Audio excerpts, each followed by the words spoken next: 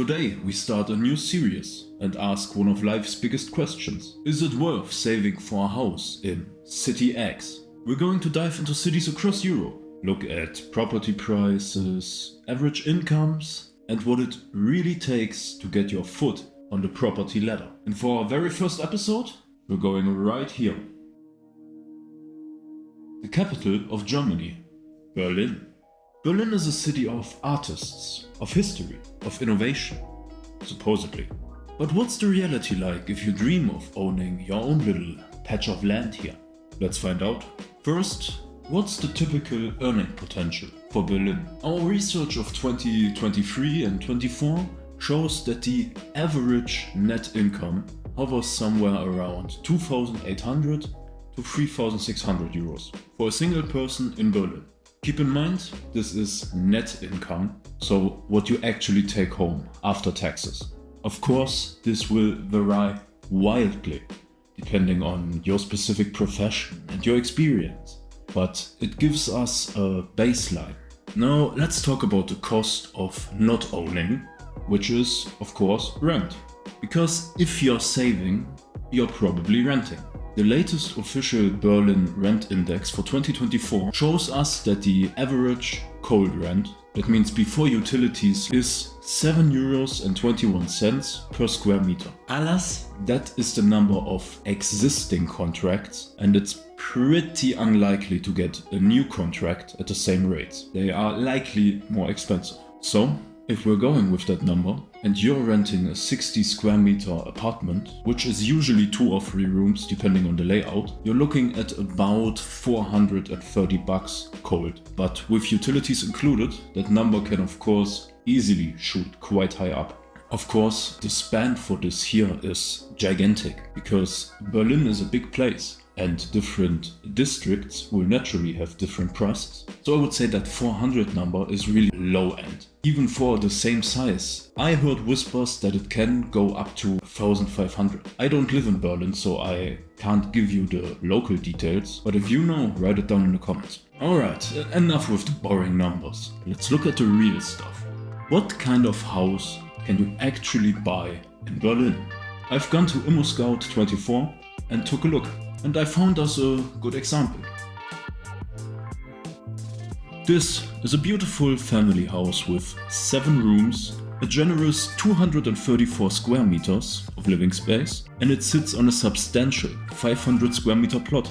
The asking price? A cool 745,000. What's even better? This property was recently reduced by 12% from its original price. This is a really nice property.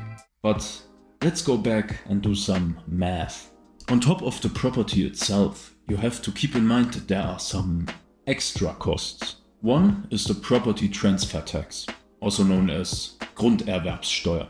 That thing is about 5 to 6%, which would in our example be 44,700 euros. Then you still need the notary and land registry, which is another about 2%, which comes up to 14,900, almost 15,000.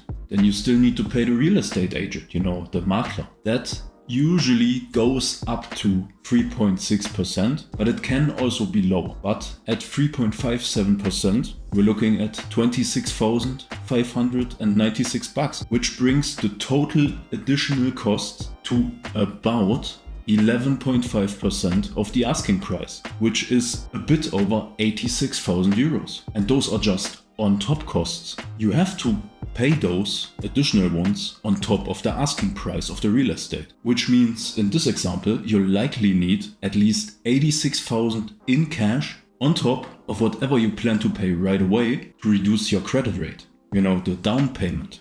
So here are our assumptions. The house's asking price is 745,000. We give a down payment of 10%, which is 74,500, plus all those additional costs on top, which will bring our loan amount to 670,500 euros. Our interest, we'll just say it's a 4%, which is currently the average for a 10-year fixed-term mortgage. As for the initial repayment, the Tilgung, we'll take the usual rate of 2% a year, which is the standard minimum. So we have a standard 10-year fixed loan with 4% interest rate and 2% repayment. With these calculations, our monthly payment will be 3,353 euros. Of that, the interest will be 2,235 euros, whereas the remaining 1,118 euros will be what you actually pay on the loan. 2/3 goes straight to the interest. And if you pay this loan every month, then after those 10 years with the fixed rate, you will still be stuck with 542,000 euros. After those 10 years, you could then switch to another bank or another loan with a better rate. But German banks usually follow the 40% rule. Your total warm housing costs, in this case being the mortgage plus all utilities, should not be more than 40% of your monthly income. Monthly income being the net income of your total household. So, to qualify for a 3,353 euro monthly payment, a bank would generally look for a minimum income per month of about 8,500 to 9,000 euros. To put it bluntly, for someone earning the average monthly income in Berlin, owning a house like this is nothing more than a pipe dream. It's basically out of reach unless you have a high-earning partner or you inherit some serious wealth. Berlin's property market, especially for houses with ample land, is very much competitive and therefore expensive. So what about the more common path to home ownership in Berlin? Apartments. While houses are often a luxury, buying an apartment is cheaper and therefore easier, making it more open to first-time homeowners. Buying an apartment is a more achievable goal for many, especially if you're looking for your first property. This is a 2-room apartment with 64.7 square meters of living space, and it's listed for 484,000 euros. At 484,000 euros, with a 10 to 20% down payment, this is a lot more realistic a target for people in Berlin earning the average income. Possibly with a partner or after several years of dedicated saving. It's still a significant investment, but it is a lot more viable than a house right away. So, what are the extra costs? Again, the property transfer tax, Grunderwerbsteuer. At 6%, we're looking at about 29,000 euros. The notary and land registry at 2% are about 9,680 euros. The real estate agent is with 3.57% at about 17,279 euros. And the total costs at about 11.5% come up to 55,999 euros. And with the assumptions of the loan amount being 435,600 bucks, price minus a 10% down payment, at a 4% interest rate with 2% repayment, you can expect the standard scenario for a 10-year fixed rate with a monthly payment of 2,178 euros. Of that, the interest portion is 1,452 euros and the actual repayment of your loan, the principal, is 726 euros. It's crazy that the interest is literally twice as high as the actual repayment. And paying this loan for 10 years, you will still be stuck with 352,000 euros. Now, the key difference between those two is the total investment required. While apartment prices per square meter can still be very much high, the overall asking price for a well-sized apartment is still significantly below a house, which means they often offer a more accessible entry point into Berlin's housing market, compared to the sprawling houses in more affluent districts.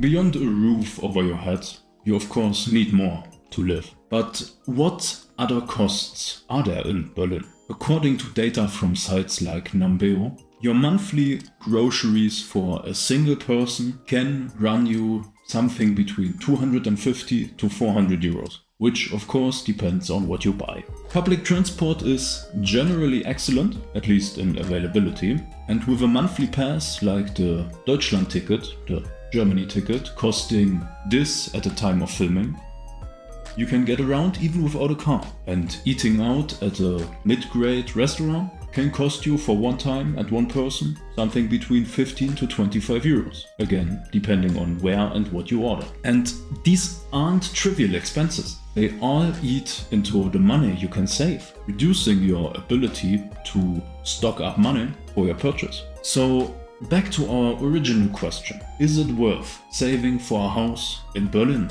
The answer, as so often, is it depends. If your dream is a detached, sprawling house in the most popular parts of Berlin, then for the average earner I would say you'll have a tough time. It's a very challenging goal that requires significant sacrifice, a long saving period, or just plain higher income or existing wealth. However, if you're open to apartments instead of only detached houses, you're looking for districts further out of the center of Berlin or the surrounding Brandenburg area for either property type, and you have a solid long-term savings plan and potentially a partner to share the costs with, then home ownership in the greater Berlin area can be a realistic goal. It's about managing your expectations and understanding the market. So, what do you think?